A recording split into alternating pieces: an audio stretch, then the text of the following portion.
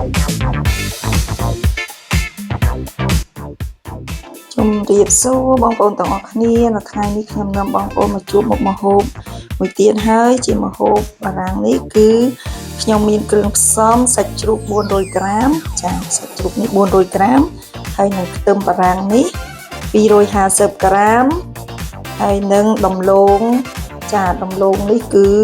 1គីឡូកន្លះចាហើយចំណែកផ្សិតចានេះផ្សិតកំប៉ុងបងប្អូនដោយសារខ្ញុំអត់មានផ្សិតស្រស់បើបងប្អូនមានផ្សិតស្រស់អាចដាក់ផ្សិតស្រស់បានចាអញ្ចឹងផ្សិតនេះ230ក្រាមហើយជាមួយនឹងស្ករបងប្អូននេះគឺស្ករចាអញ្ចឹងខ្ញុំដាក់ស្ករនេះគឺ1ស្លាបព្រាបាយចាស្ករ1ស្លាបព្រាបាយហើយនឹងម្រេច1ស្លាបព្រាកាហ្វេហើយខ្ទឹមសចាយើងស្រេចតែយើងដាក់ទៅអញ្ចឹងខ្ញុំដាក់ប្រហែល7កំពឹសនេះទូចហ្នឹងបងប្អូនហើយជាមួយនឹងប្រេងអូលីវចាហើយនឹងអំបិលចាអំបិលនេះខ្ញុំដាក់1ស្លាបព្រាកាហ្វេហើយចំណែកប្រេងអូលីវនេះខ្ញុំដាក់2ស្លាបព្រាបាយហើយជាមួយនឹង fromage ចាអញ្ចឹង fromage នេះ250ក្រាមចាអញ្ចឹងសូមតាមដានមើលការរបៀបដែលខ្ញុំធ្វើទាំងអស់គ្នាសូមជួបគ្នាបន្តទៀតបងប្អូនឥឡូវនេះខ្ញុំយកដំឡូងនេះមកចិតសបកវាចេញចានៅជាងយើងនឹងចិតរបៀបនេះ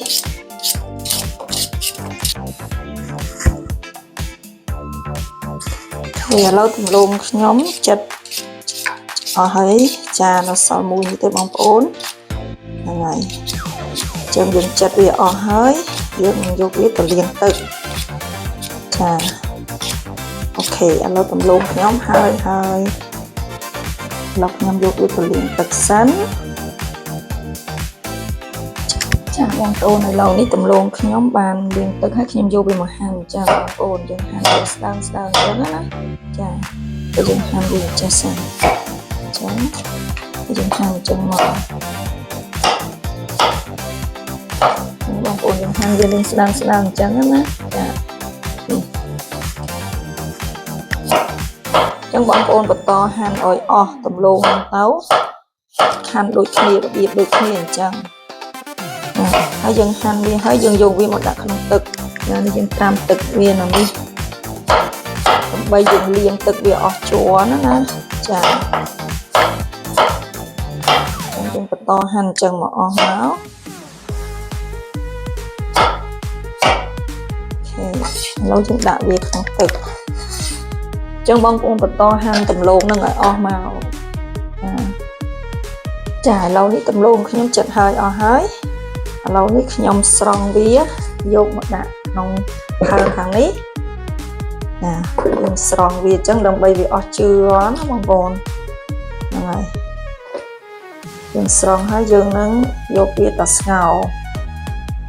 ចា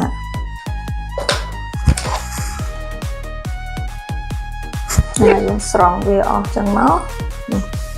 យើងដាក់នេះហើយយើងនឹងយកវាទៅស្ងោរចឹងណាចាឥឡូវនេះខ្ញុំដាក់ដាំទឹកបងប្អូនដាំទឹកចឹងខ្ញុំដាក់អំបិលដាក់ទឹកនេះពុះទៅហើយយើងនឹងដាក់អំបិលចូល1ស្លាបព្រាបាយចឹងណាចានេះអំបិលខ្ញុំដាក់វា1ស្លាបព្រាបាយចូលនៅក្នុងនេះហើយខ្ញុំដាក់ដំឡូងខ្ញុំចូល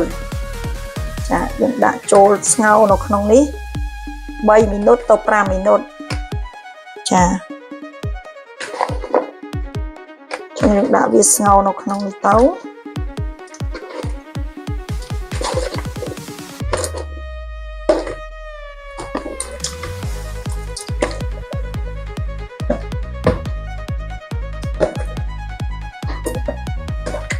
អូខេអញ្ចឹងយើងទុកវាចោលនៅក្នុងនេះ3ទៅ5មីនិតចាំយើងមកមើលវាទៅវាទន់ហើយឬនៅអញ្ចឹងណាបងប្អូនយើងបិទការ៉ូវាទៅវិញទៅចាកំពុងពេលដែលខ្ញុំស្ងោរដំឡូងណាលោកខ្ញុំ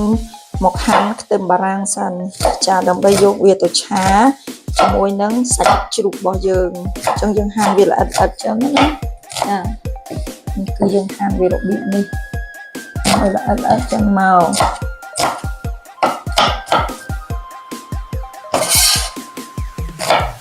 ចាអ ចឹងយើងបន្តហាន់ចូលមក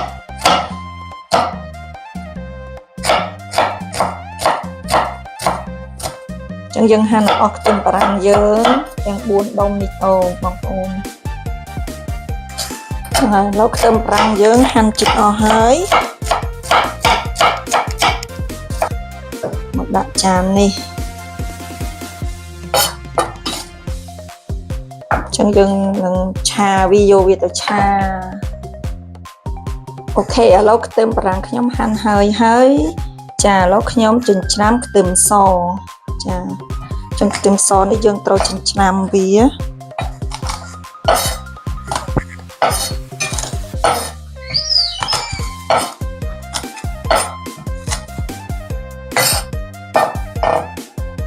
អូខេឥឡូវហើយខ្ទឹមសយើងចូលវាមកទុកនៅនេះដើម្បីយើងយកឆាសាច់ចាបងប្អូនឥឡូវនេះដំឡូងយើងបានផុយទុនហើយបងប្អូនមិនឲ្យវាផុយលលួយទេណាចឹងហ្នឹងហើយនេះឥឡូវវានេះហើយយើងយកវាស្រង់មកដាក់នៅក្នុងទឹកត្រជាក់បងប្អូនចានេះទឹកផើងត្រជាក់ខ្ញុំនៅនេះចឹងខ្ញុំដាក់វានៅក្នុងនេះចឹងណាបងប្អូនដាក់វាក្នុងតាមទឹកក្នុង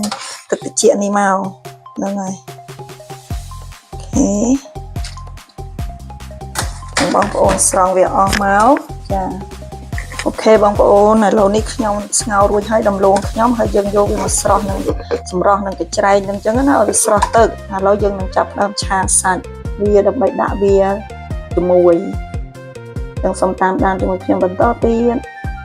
ចាបងប្អូនឥឡូវនេះខ្ញុំដាក់ខ្ទះឆាឥឡូវខ្ទះខ្ញុំក្តៅហើយខ្ញុំចាក់ប្រេងចូលបងប្អូនយើងចាក់ប្រេងហើយយើងដាក់នេះយើងដាក់ខ្ទឹមស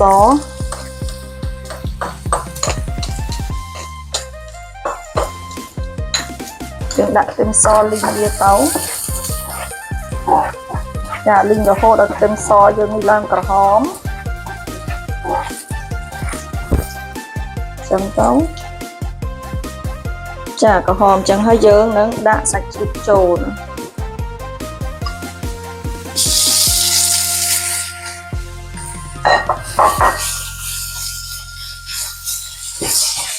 យើងដាក់សាច់ជ្រូកចូលចឹងណា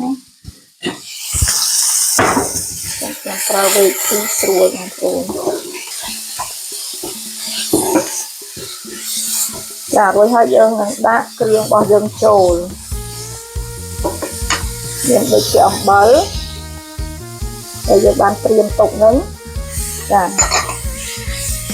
ហើយនឹងស្ករបងប្អូនស្ករហ្នឹងទៅហើយយើងលីងយកឲ្យក្រៀមបន្តិចសិនចា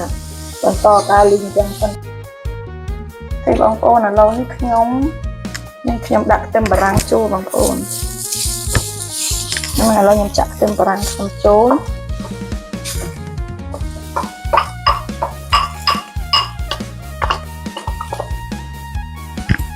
បងប្អូនឥឡូវខ្ញុំដាក់ខ្ទឹមបារាំងចូលហើយឥឡូវខ្ញុំចាក់ផ្សិតចូល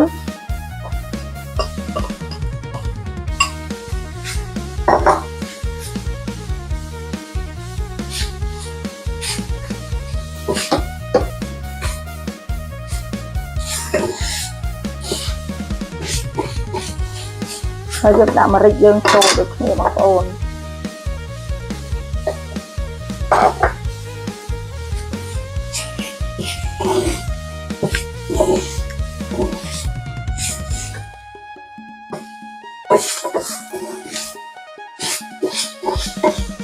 ចាអញ្ចឹងយើងឆាបានហើយអូខេហើយយើងដាក់ទឹកពេញប៉ោះចូលតិចបងប្អូនមិនខ្ញុំអត់បានបង្ហាញបងប្អូននេះទឹកពេញប៉ោះនេះខ្ញុំយកវា4ស្លាបព្រាបាយបងប្អូនចឹងណាយើងដាក់4ស្លាបព្រាបាយ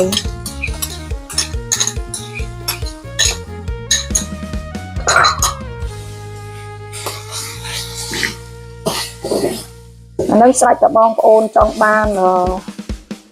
ប៉ុណ្ណាដាក់ប៉ុណ្ណឹងទៅភ្លក់មើលចឹងទៅណាចាអានេះខ្ញុំដាក់4ស្លាបព្រាបាយឃើញបងប្អូនឥឡូវខ្ញុំដួសសូខ្ញុំដែលខ្ញុំឆាមបាញ់មិញខ្ញុំយកវាមកចាក់ក្នុងនេះហើយបងប្អូនអញ្ចឹងយើងចាក់នៅបាតចានហ្នឹងណា ចឹងមកវាវាស្មើទៅមក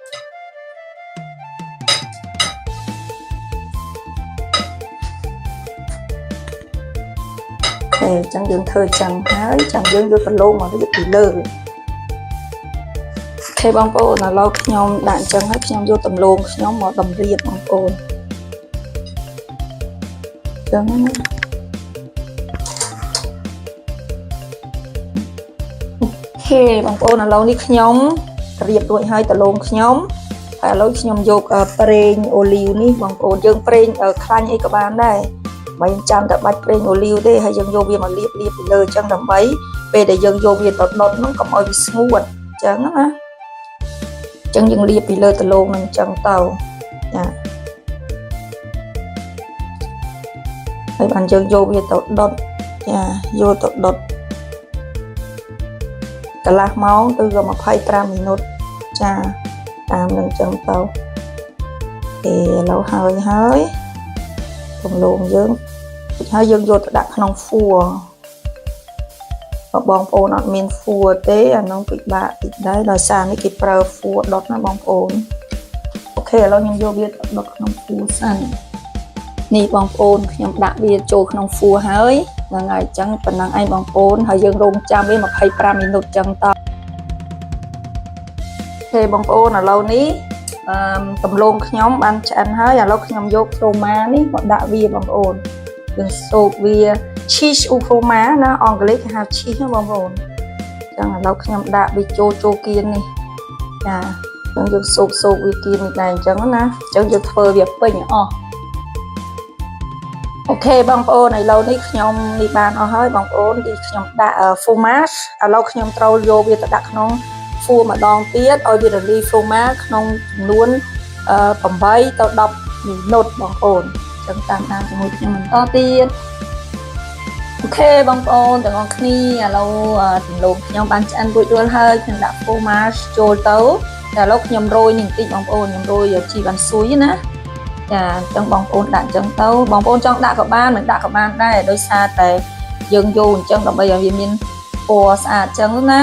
ហ្នឹងហើយអញ្ចឹងរួចរាល់ហើយដំឡូងយើងចាហ្នឹងហើយអញ្ចឹងហើយបងប្អូនទាំងអស់គ្នាសាកធ្វើញ៉ាំទៅហ្នឹងហើយអត់មានអីនេះទេហ្នឹងហើយអូខេបងប្អូនទាំងអស់គ្នាអញ្ចឹងរួចរាល់ហើយអូខេឥឡូវខ្ញុំនឹងកាត់ឲ្យមើលបងប្អូនទាំងអស់គ្នាហ្នឹងហើយអញ្ចឹងយើងនឹងកាត់វាអញ្ចឹងណា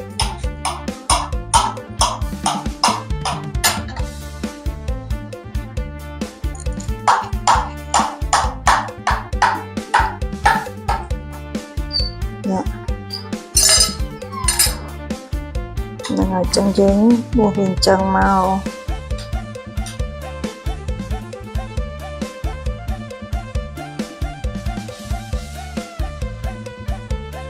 ចានេះបោះយើងរួចរាល់ហើយ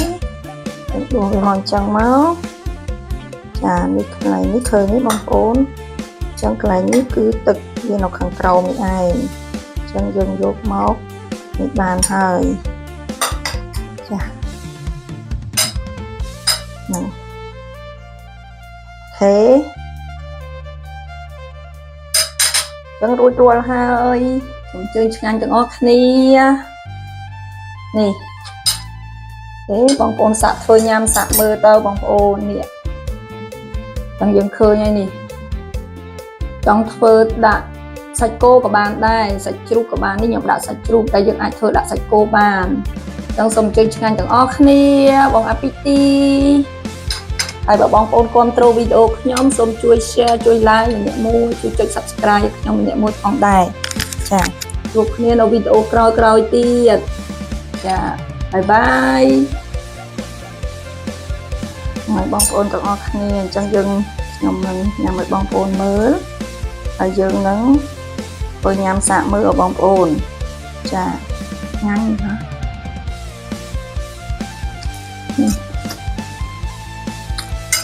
ចា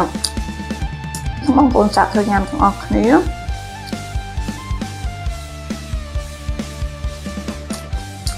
អូខេបងប្អូន យើងនឹងជួបគ្នានៅវីដេអូក្រោយៗទៀតបើបងប្អូនគ្រប់គ្រងវីដេអូខ្ញុំសូមជួយចុច share ចុច like ម្នាក់មួយអរគុណច្រើនជួបគ្នាវីដេអូក្រោយបាយបាយ